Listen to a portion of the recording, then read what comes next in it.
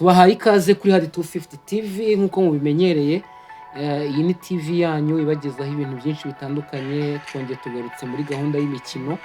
Ntabwo turi buvuge byinshi pe, ariko tugiye kubabwira ibintu by'ingenzi kandi biri interesting cyangwa se bifite agaciro gahambaye, cyane cyane ku bafana ba Rayon, dukurikije uko iminsi imeze n'aho amasaha ageze n'uko gahunda ziteguwe. Ibintu byashyushye byakomeye. Rayon Day, cya gikombe cya Rayon Sport itegura uyu munsi, harabura iminota mikeya, harabura amasaha makeya kugira ngo twinjire kuri wa munsi. Aba Rayon murahari, aba Rayon muriteguye. Nkuko biri updates zihari nuko imyanya rwose isa nkaho yamaze kuzura, irimo iragenda yuzura. Rero abataragura amatike, imyanya yari isigaye niyo muri hahandi ha 3 na 5, ariko namwe uko mutindaho gakeya murasanga yuzuye. Nta kindi rero gihari kidasanzwe. Yanga Africans, Yanga Sport iriteguwe. Ikipe yo muri Tanzania, ikipe yatwaye igikombe cya 2024-2025, ikipe ifite imbaraga, ikipe ifite ubukire, ikipe imeze neza rwose, iri mu Rwanda, yamaze kuhagera, icumbitse ahangaha kuri Parking hano mu Kiyovu. Bariteguye rero, biteguye na siporo nayo yakaniye vuga ngo iki gikombe twitegurira ni umunsi wacu, ni umunsi twishiriyeho, ni gahunda yacu yo kumva tunezerewe, gushaka kugira ngo abafana tubereke ko hari icyo twateguye. Ibi biraza nyuma y'uko rero Rayon Sport imaze iminsi mu gutegura, igura abakinnyi, ikora imyitozo myinshi, nubwo abantu batabivugaho rumwe yuko bataguze neza, ariko Rayon Sport yariteguye. By'umwihariko igiye gukora iki kintu kugira ngo irusheho kwitegura. Iritegura iki rero? Iritegura yuko n'ubundi muri Confederation Cup yatomboye Singida Big Star yo muri Tanzania. N'ubundi ni ukwipima kwiza, ni ukureba neza ese urwego rw'umupira mu Rwanda n'urwa Tanzania bifite aho bihuriye, kugira ngo bamenye neza ngo ese tuzahora Singida Big Star tuhagaze gute. Mbere yuko rero bakina, hari ibyo dushaka kubibutsa bikeya.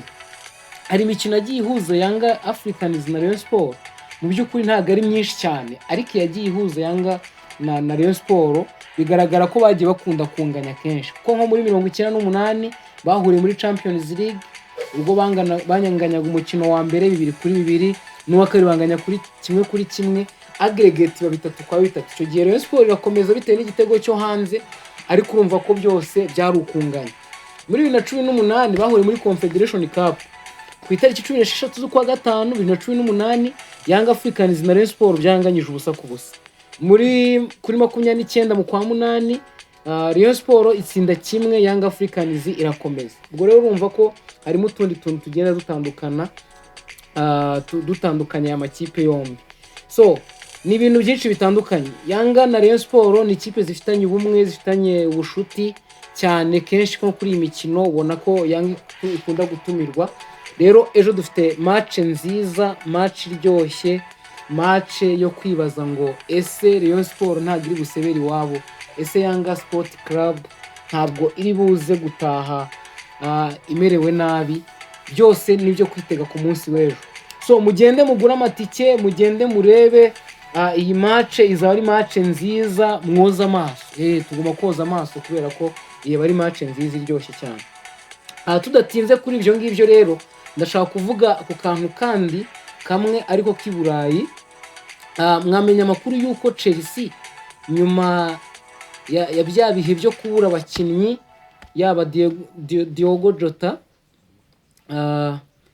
na Andre Silva, mwamenye ko Chelsea ubwayo yiyemereye ko igomba gutanga amafaranga. Chelsea ubwayo na Swad yayo bemeye gutanga amafaranga muri miliyoni binjije rero muri kiriya gikombe cy'isi batwaye cy'amaklub 2025 FIFA World Cup. Bagitwaye mu kwa karindwi. Byibuze bavanye miliyoni zijya muri 85 nk'amafaranga babonye. Barashaka ko miliyoni 15 bazisharinga imiryango, ndetse buri mukinnyi agahabwa hagati y'ibihumbi 500 by'amapaundi. So urumva ko ari ibintu bitangaje. Chelsea rwose ikoze igikorwa cyiza, kandi ni ibintu byiza cyane, kuko dukeneye siporo irimo kugaragaza ubumwe, kugaragaza urukundo. Chelsea ikoze ibintu bidasanzwe rero, birakenewe yuko amakipe menshi ayigiraho, kubera yuko ni ibintu byose bigaragaza yuko Chelsea yakoze ibintu rwose byari biryoshye, kuko yatwaye igikombe cy'isi cy'amakarabu, ibona amafaranga menshi, kandi kiriya cyago cyo ku itariki 3 z'ukwa karindwi cyatumye bitagenda neza, bituma rero Chelsea itekereza iravuga ngo nk'ikipe duhagarariye izindi zose, kuko ubu Chelsea yahagarariye izindi zose ku isi, tugomba gukora igikorwa nk'iki ngiki cy'ingenzi.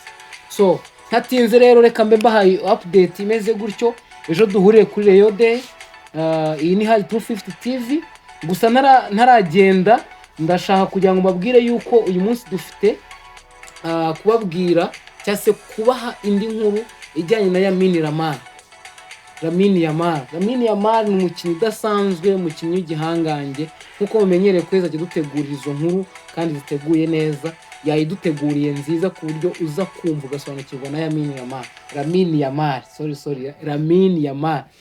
Uwo mukinnyi rero wa Barcelona urimo guca ibintu, mu minsi ishize afite amahirwe yo kuba yatwara Ballon d'Or, ariko uko birimo kugenda bigaragara birimo biragenda bigorana bitewe na level of performance ya Barcelona, kuko hari ibintu byinshi bitarimo kugenda biyorohera, ariko birashoboka cyane. Ikindi update nabaha nuko PSG yitwaye igikombe cya Super Cup, aho yatsinze Tottenham Hotspur kuri penalty 4-3 nyuma yo kubanganyije ibitego 2-2. Kandi Tottenham mu gice cya mbere yabanje gutsinda ibitego 2, ariko PSG iza yishyura inatwara icyo gikombe.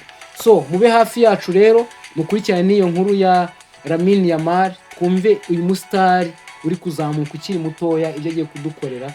Ciao, reka twakire Kwezi Jonas atugezeho ayo makuru, ni iyo story cyangwa se atugezeho iyo nkuru, ayo mateka arambuye. Niba utajya umumenya, niba utajya wumva icyo ashatse kuvuga, wumva ubuhangange bwe, wumva ibigwi bye, uraza gusobanukirwa byose.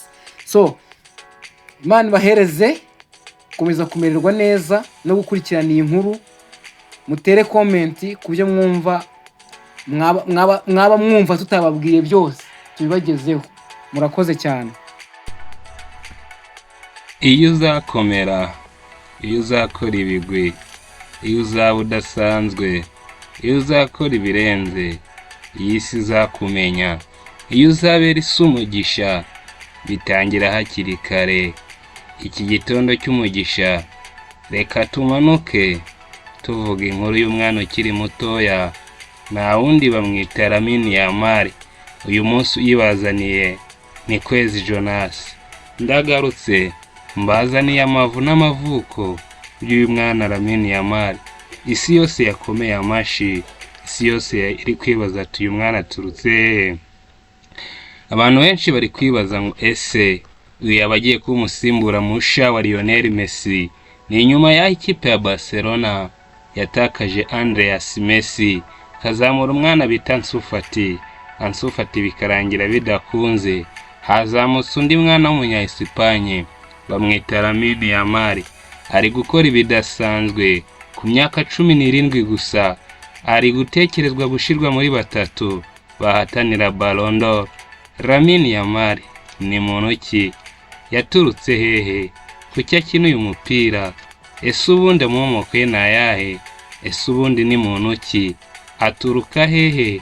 Yavutse byagenze gute? Reka ngaruke gatoya iyi nkuru nyimvi imuzi, nuhavuda kanze subscribe kandi ukande like, kande share, dukomeze kuryoherwa no mwisi ya siporo. Umugabo bita Mourinho Yamal ufite amamoko mu gihugu cya Maroc, umunsi umwe yari yicaye mu gihugu cya Maroc, abona ubuzima buranze, abona ubuzima ni hatari, aricara atekereza, ahitamo kujya gushakira ubuzima mu gihugu cya Espanye ku mugabane w'Uburayi. Mourinho Yamal kabisa yahise abona ubuzima bwiza mu gihugu cya Espanye, nubwo byari bitoroshe. Akigera mu gihugu cya Espanye, Mourinho Yamal yahakoreye ibintu bigiye bitandukanye, akora utuzi dutandukanye, nubwo tumwe twari dusa n'udusuzuguritse, ariko yarakomeje arihangana. Mourinho Yamal bitarambiranye yaje guhura n'undi mudamu umwe ukomoka mu gihugu cya Guinea Equatorial, baba inshuti. Ntabwo byatinze kuko babaye inshuti z'akadasohoka, bahita babyarana umwana w'umuhungu ahasaga ku tariki 13 z'ukwezi kwa karindwi 2007, babyara umwana w'umuhungu bamwita Lamine Yamal. Nuko yavutse akomoka ku bihugu bibiri, afite ubwenegihugu butatu. Niyo mpamvu abenshi bajya bibaza ngo ese kuki umwana avuga ko afite ubwenegihugu butatu? Papa we ni umunyamaroke, mama we ni umunyaguinea Equatorial, naho Lamine Yamal we yavukiye ku butaka bwa Espagne. Niyo mpamvu yahisemo kwibera umunya Espagne. Mourinho Yamal, papa wa Lamine Yamal, yakomeje kurera uyu mwana w'umuhungu we yarabonye nk'imfura, amwitaho uko yarashoboye, anakurikirana anagenzura cyane, ashaka kumenya ibyo umwana we akunda n'ibyo amenya. Muri iryo genzura yaje kumenya ko Lamine Yamal afite imana idasanzwe yo guconga ruhago, ndavuga umupira w'amaguru. Ntibyatinze Lamine Yamal yatangiye kugaragara nk'umwana ukiri mutoya, ariko ushoboye umupira, ushoboye kuwutekerereza, agakora ibintu mu bwana bwe bigatangaza papa we.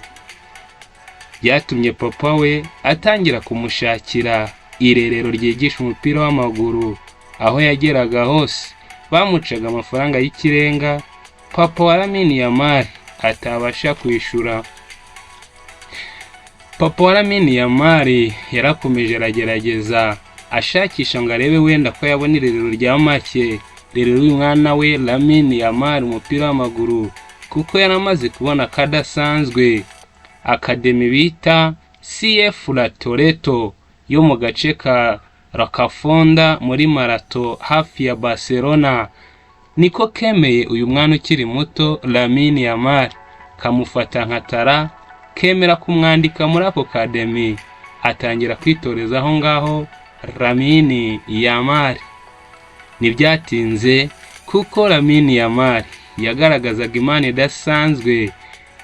Ubwo aba agent ba Barcelona bashinzwe gushaka abana bamwirero rya Barcelona afite impano zitangaje, bano ba agent birabutse ku mwana ukiri mutoya ufite akazoza witwa Lamine Yamal.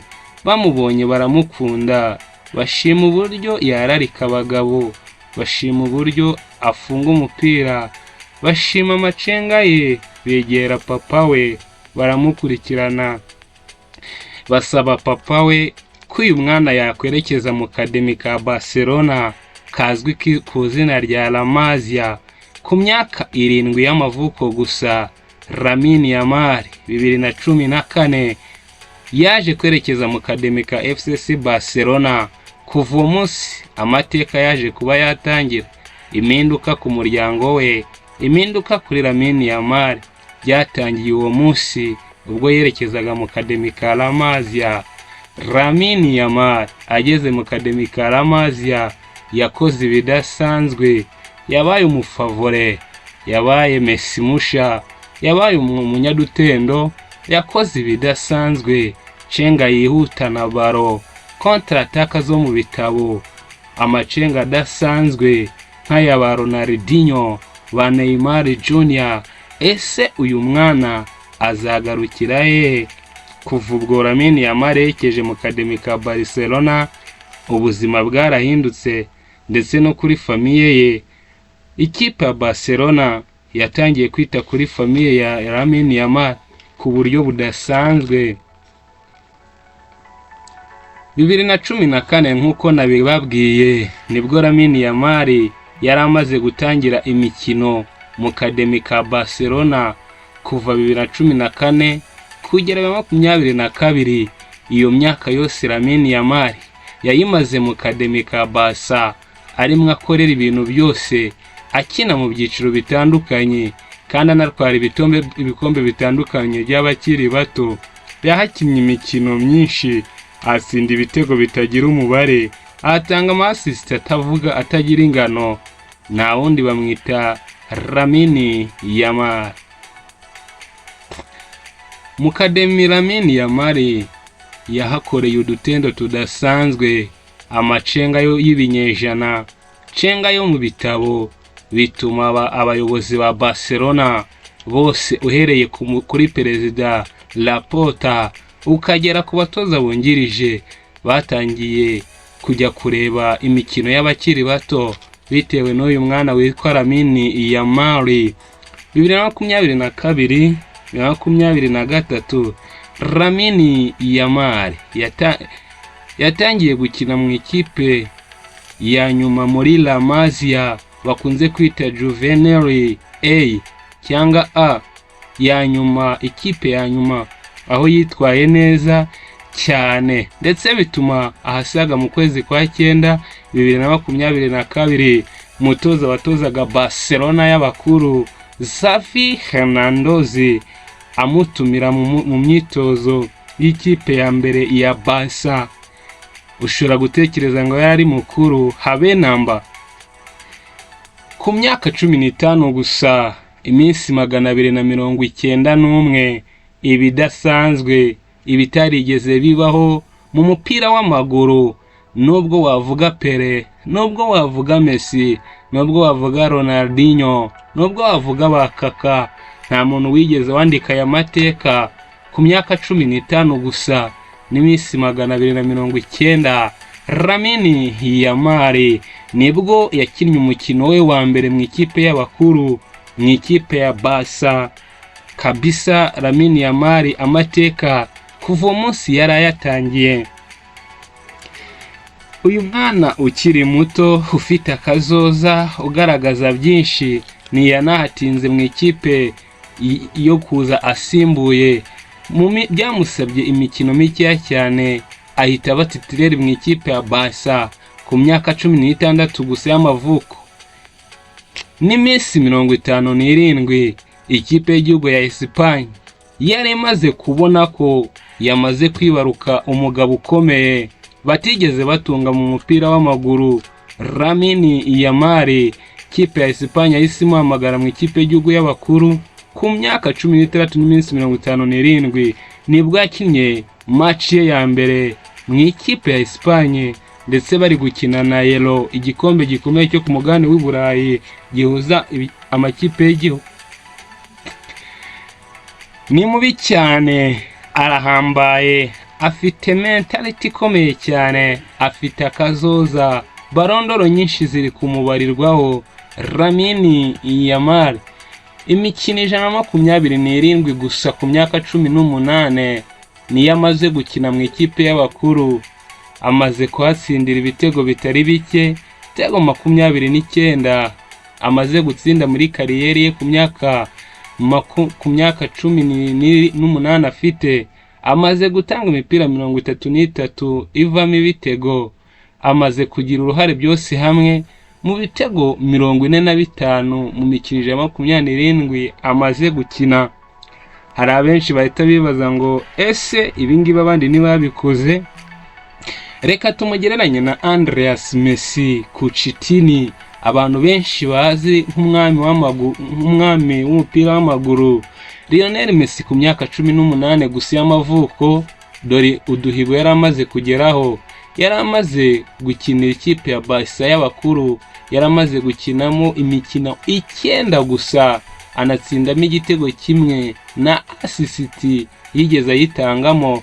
Kandi ikindi kintu wamenya, Messi ku myaka 18 ntiyari yarigeze akandagira mu ikipe y'igihugu ya Argentine.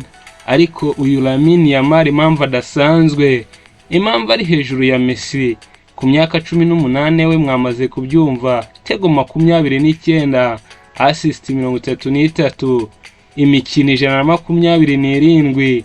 Uyu mugabo azakora ibidasanzwe, isi iramutegereje cyane. Dore kandi ntabwo ari ibyo gusa, amaze kwegukana ibintu bikomeye akiri mutoya kandi yabigizemo uruhare.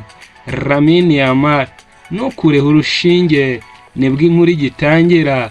Inkuru iraryoshe kandi irakomeye. Hano tugiye kugenda tubatamo ibintu bitangaje, tubavumburira ibyo mutamenya, dukuraho impungenge mufite, dukuraho urujijo mufite, tubasobanurira ibidasanzwe. Aho kurikira Hard 250 TV, twikorera akazi twimanukire. 2023 2024 Lamine Yamal mu ikipe ya Barcelona yayifashije kwegukana La Liga, shampiyona y'igihugu cya Espagne. Si ibyo gusa, 2024-2025 Real Madrid ntizamwibagirwa, Atletico Madrid ntizamwibagirwa.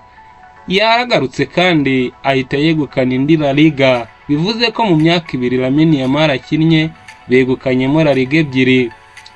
Kandi ntabwo ari aho gusa, anabakoreye bibi cyane, yandagaje ikipe muri Espagne, afashije Barcelona kwegukana Copa del Rey. Ntabwo ikipe zizamwibagirwa, Ubudage ntibuzamwibagirwa, Croatia ntizamwibagirwa. 2024-2025 afashe ikipe y'igihugu ya Espagne kwegukana igikombe gikomeye ku mugabane w'i Burayi cyitwa Yellow. Lamine Yamal utagira ngo ni individual, ni ibikombe by'amaklub abarizwamo gusa, individual cup arazegukana ku buryo bukomeye.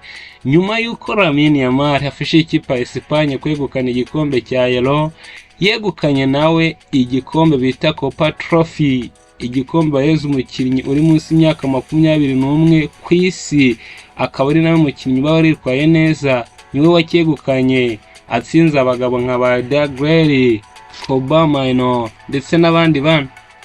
Yanateruye kandi Golden Boy, igikombe cyatanzwe na Toto Sport, nk'umwana ukiri muto i Burayi ugaragaza kazoza gakomeye cyane.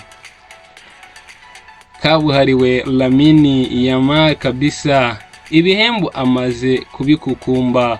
Yateruye Ultra Sword Sport Award 2025, igihembo cy'umukinnyi wagaragaje imani idasanzwe UEFA Euro 2024, kandi igihembo cy'umukinnyi w'umwana ufite akazoza nacyo yaragiteruye. Tugiye mu individual cup cyangwa trophy, Lamine Yamal amaze kuzigwiza, amaze kuba igihangage, amaze kuba umugabo udasanzwe. Lamine Yamal, uyu mwana kabisa abantu benshi bafite ubwoba, umugabo w'inzozi mbi kuri Real Madrid ndetse n'abandi bafana batari mu ruhande rwa Barca. Uyu mwana ukiri mutoya, nyuma y'uko yujuje imyaka 18 gusa, yamaze guhabwa nomero 10 mu ikipe ya Barcelona. Bishatse kuvuga iki? Ibi bisobanuye iki? Lionel Messi musha yamaze kuvuka mu gihugu cya Espagne, niwe ugiye kuyobora ikipe ya Barca muri iyi myaka ikomeye. Ntabwo bazamwibagirwa ikipe ya Inter Miami, ikipe yo mu gihugu cy'Ubutaliyani, ubwo bahuriye muri kimwe cya kabiri kirangiza muri Champions League. Ibyo yayikoreye, uburyo yabandagaje abagabo, uburyo yabararitse ntibisanzwe. Lamine Yamal ubu uyu munsi ari muri batatu bashobora kwegukana Ballon d'Or 2024-2025 izatangwa ejo bundi mu mpera z'ukwezi kwa 9. Lamine Yamal isi yose imuhanze amaso, ni nyuma y'uko basoje shampiyona yitwaye neza, berekeje muri pre-season aho atsinze ibitego 4, atanga imipira 3 ivuyemo ibitego. Abafana bafite ubwoba, bari kwibaza uko bizagenda. Real Madrid bari gusukuma, Espagne yose iri gusukuma, Barcelona iri mu bicu. Barcelona ntabwo isanzwe, ni nyuma y'uko narimerutse kubabwira ko nanone mu academy bafitemo indi mani idasanzwe yitwa Diallo Condé. Ushaka kumenya ibya Condé, usubire haraguru kuri Hard 250 TV, uraza kubona iki kiganiro twakoze. ngiye kugenda mbatamo ibiganiro bitandukanye. Uwo ntukureho urushinge, ntugende udakanze subscribe. Ubundi hano twirire isi, twirire ubuzima, dusobanukirwe, dutunge package nziza. Ndabakunda. Yari Kwezi Jonas, ndabashimiye. Ciao ciao.